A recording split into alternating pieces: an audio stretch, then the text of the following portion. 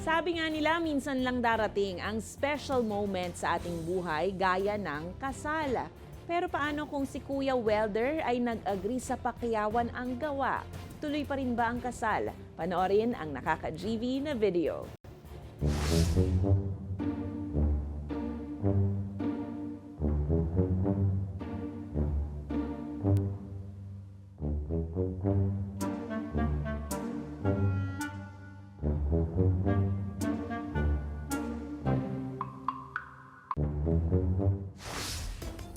Kung kayo ay may kwentong kakaiba, mga kwento ng pag-ibig o storya ng inspirasyon at pag-asa, maaari itong ibahagi.